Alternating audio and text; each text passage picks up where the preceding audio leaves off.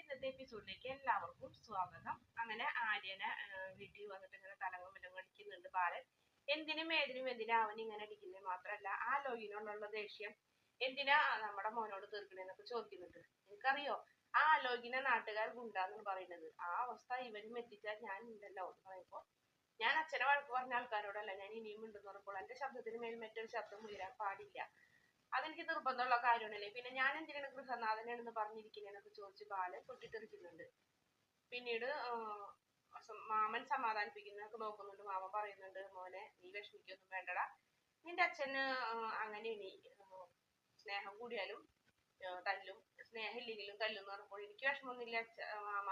കുട്ടിക്കാലത്ത് ഞങ്ങൾ കുറുമ്പെടുക്കുമ്പോ അച്ഛൻ ചൂരിലെടുക്കൂലേ, അതുപോലെ ഞാൻ ഇതിനെ കണ്ടിട്ടുള്ളൂ. അച്ഛനെ വഴക്ക് പറഞ്ഞവരെ ഞാൻ വഴക്ക് പറഞ്ഞത് കൊണ്ടല്ലേ, അതെനിക്ക് അച്ഛൻ തന്ന ട്രോഫി ആയിട്ട് ഞാൻ കണ്ടോളാം എന്നൊക്കെ പറഞ്ഞ് സമാധാനിപ്പിക്കുന്നുണ്ട്. അതിനുശേഷം ബാലനെ ഗോമതിനെ കാണിക്കുന്നത്, ഞാൻ എത്ര പറഞ്ഞാലും അനാഥൻ തന്നെയല്ലേ, ഞാൻ നിന്നെ സ്നേഹിച്ചിട്ട് ഓടിപ്പോയൊന്നുമില്ലല്ലോ, ഞാൻ നിന്നെ കല്യാണം കഴിച്ചില്ലേ, എന്നിട്ട് എന്തിനാ നിന്റെ ഏട്ടന്മാർ എന്നോട് ഇങ്ങനെയൊക്കെ പറയണേന്നൊക്കെ ചോദിക്കുന്നുണ്ട്.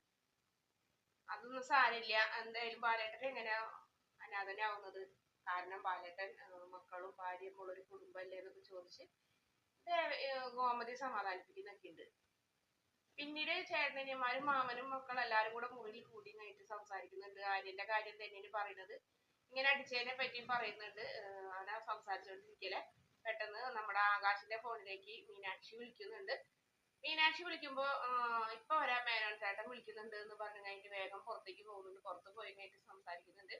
അവിടെ ഉണ്ടായ വിഷയങ്ങളും മറ്റുള്ള കാര്യങ്ങളും മീനാക്ഷി വന്നാൽ ആദ്യം കുടുംബ വഴക്ക് തീർക്കും എന്നൊക്കെ പറഞ്ഞ് ആ സമയത്ത് പെട്ടെന്ന് മീനാക്ഷി അച്ഛൻ വിളിച്ചത് കൊണ്ട് മീനാക്ഷി പെട്ടെന്ന് ഫോൺ വെച്ച് പോയി. ആകാശം എനിക്ക് തിരിഞ്ഞു നോക്കിയപ്പോ നമ്മുടെ ബാലനാണ് നിൽക്കുന്നത്. ആരണ്ടാന്ന് ചോദിക്കുമ്പോൾ അത് മേനോൻ ചേട്ടനാണെന്ന് പറയുന്നുണ്ട്. നിന്റെ ഫോണിക്ക് മാത്രം മേനോൻ വിളിക്കണെന്ന് പറഞ്ഞ് ലോക്ക് ഓൺ ആക്കിച്ച് തിരിച്ചു വിളിക്കുമ്പോൾ ഫോൺ സ്വിച്ച് ഓഫ് ആയിരിക്കും. അത് കാണുമ്പോൾ ആകാശിന് ഒരുപാട് സന്തോഷമാവുണ്ട്. പിന്നീട് റൂമിൽ ചെന്നിരിക്കുമ്പോൾ മാമനും ആനന്ദും ഉറങ്ങിയായിരുന്നു. അങ്ങനെ ആരും ചോദിക്കുന്നുണ്ട്, എന്ത് പറഞ്ഞു, പശുവിന് പിണ്ണാക്ക് കൊടുത്തോ, അങ്ങനെയൊക്കെ ചോദിച്ച് കളിയാക്കുന്നുണ്ട്. നിങ്ങൾ എങ്ങനെ പരിചയപ്പെട്ടത്, എത്ര കൊല്ലായി എന്നൊക്കെ ചോദിക്കുമ്പോൾ 4 വർഷമായി അമ്പലത്തിൽ വെച്ച് കണ്ടത്, അങ്ങനെ കഥകളൊക്കെ പറയുമ്പോൾ ഞാൻ ഇങ്ങനെ പറയുന്നതിനനുസരിച്ച് നീ മൂളണോട്ടാന്ന്, അല്ലെങ്കിൽ എനിക്ക് ഇൻട്രസ്റ്റ് ഉണ്ടാവുള്ളൂ എന്ന് പറഞ്ഞു. അങ്ങനെ ആര്യ കഥ പറഞ്ഞോണ്ടിരിക്കലെ, ആകാശ് കഥ പറഞ്ഞോണ്ടിരിക്കലെ ആര്യം കിടന്ന് ഉറങ്ങും. എടാ നീ ഇത്ര പെട്ടെന്ന് ഉറങ്ങിയ, നീ മൂളാന്ന് പറഞ്ഞിട്ടെന്ന് പറഞ്ഞ് ആകാശം നോക്കുമ്പോ ആനന്ദായിരിക്കും.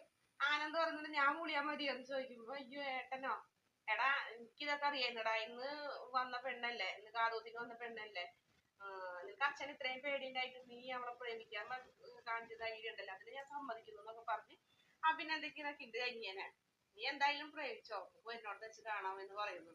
ഏട്ടാ ദൈവത്തെ ഓർത്തതൊന്നും അച്ഛനോട് പറയലേന്ന് പറയുമ്പോ, ഇല്ലടാ ഞാനൊന്നും പറയില്ല എന്ന് പറയുന്നുണ്ട്. പിന്നീട് ആര്യന് ഭക്ഷണം കൊടുക്കാനൊക്കെ പറയുന്നുണ്ട്. ബാലൻ അവനെ ഞാൻ വിഷമിപ്പിക്കുന്നത് എനിക്ക് ഇഷ്ടം കൊണ്ടൊന്നല്ല, ഇഷ്ടം കൂടുതൽ കൊണ്ടാണ്. അവനെ മറ്റുള്ളവർ വഴക്ക് പറയണമെന്ന് എനിക്ക് സഹിക്കാൻ പറ്റില്ല. അതുകൊണ്ടാണ്, നിനക്കറിയാം ഏറ്റവും കൂടുതൽ അടിക്കുന്ന ആൾക്കാരായിരിക്കും ഏറ്റവും കൂടുതൽ സ്നേഹിക്കുക, അതുകൊണ്ട് നീ അവനെ തലോടിയാ മതി, ഞാൻ തല്ലുമ്പോൾ എന്നൊക്കെ ബാലൻ പറയുന്നു. പിന്നീട് കൃഷ്ണമംഗലത്താരൊക്കെ ഉമ്മർത്തുണ്ട് മരുമക്കള്, ഒരാൾ ചെടിക്ക് നനയ്ക്കിന്, ഒരാള് കോലം വരയ്ക്കുന്നുണ്ട്. അമ്മ ആണെങ്കിൽ അവിടെ വന്നിരുന്ന് പേപ്പർ വായിക്കുന്നു, മുറുക്കുന്നുണ്ട്. ആ സമയത്ത് ഗോമതി ചൂലെടുത്ത് കഴിഞ്ഞു പോയ കാര്യങ്ങളൊക്കെ ഓരോ ചൂലിനോടായിട്ട് പറയുന്നുണ്ട്. എന്ത് തെറ്റാ ചെയ്തത്, എന്റെ ബാലേട്ടൻ സ്നേഹിച്ചിട്ട് ഓടിപ്പോയൊന്നുമില്ലല്ലോ, കല്യാണം കഴിച്ചില്ലേ, ഞങ്ങൾ അന്തസ്സോടുകൂടി തന്നെയല്ലേ ജീവിക്കുന്നതെന്നൊക്കെ ചോദിക്കുമ്പോൾ അവിടെ നമ്മയും ചോദിക്കുന്നത്, എന്ത് അന്തസ്, ആരെന്റെ അന്തസ്സിനെ കുറിച്ചൊക്കെ പറയണേന്ന് പറയുമ്പോ, ഞാൻ ഇവിടെ പറഞ്ഞു പറഞ്ഞപ്പോ ഞാനും എന്റെ വീട്ടിൽ നിന്നാണ് പറഞ്ഞതെന്ന് പറഞ്ഞാൽ അങ്ങനെ പറയാതെ പറയുന്നുണ്ട്. അമ്മയും മരുമക്കളും എല്ലാരും കൂടി കാര്യങ്ങളൊക്കെ വിഷമായിട്ടാണ് പറയുന്നത്. സ്വന്തം മോന്റെ പിറന്നാൾ പോലും അറിയാത്ത ഒരമ്മന്നൊക്കെ പറഞ്ഞ് ഗോമതി കളിയാക്കുന്നുണ്ട്. എന്തായാലും നാത്തുമാർക്കൊക്കെ ഗോമതി ഇഷ്ടം തന്നെയാണ്. പക്ഷെ അകത്തു നിന്ന് ആങ്ങളമാർ ഓടിയോട്ട് പറയൂടി, ഇപ്പോഴും അവൻ അനാഥൻ തന്നെയാണ്, അത് ഞങ്ങൾ സമ്മതിച്ചു തരില്ല, പിന്നെ നീ ഇപ്പോഴും അവന് ഉപേക്ഷിച്ച് വന്നാൽ നിന്നെ ഞങ്ങൾ സ്വീകരിക്കാൻ തയ്യാറാണ്, പൊന്നു പോലെ നോക്കും, ഞങ്ങൾക്ക് നിന്നെ അത്രയ്ക്ക് ഇഷ്ടമാണ്. പക്ഷെ നീ അവന് ഉപേക്ഷിച്ച് വരുന്നപ്പോൾ ഞാൻ എന്നെ ബാലേട്ടൻ സ്വർണ്ണത്തലികയിൽ കൊണ്ടു നടക്കുന്നത്, പിന്നെ അങ്ങനത്തെ ഒരാളെ ഞാൻ ഉപേക്ഷിക്കണമെങ്കിലേ ഞാൻ മരിക്കണം എന്ന് പറയുന്നുണ്ട്. അങ്ങനെ വീണ്ടും വഴക്കും വർത്താനൊക്കെ ആയിട്ട് മരുമക്കളും ആങ്ങളമാരൊക്കെ അകത്തേക്ക് കയറി പോകുമ്പോൾ ഗോമതി ഇങ്ങനെ കണ്ണീരോടെ അമ്മനെ നോക്കുന്നുണ്ട്. അമ്മയും അതേ വിഷമത്തോടെ തന്നെയാണ് മോളെ നോക്കി നിൽക്കുന്നതോടെയാണ് ഇന്നത്തെ എപ്പിസോഡിന്റെ അവസാന ഭാഗം. വീഡിയോ ഇഷ്ടപ്പെടുകയാണെങ്കിൽ ചാനൽ ഒന്ന് സബ്സ്ക്രൈബ് ചെയ്ത് സപ്പോർട്ട് ചെയ്യണേ.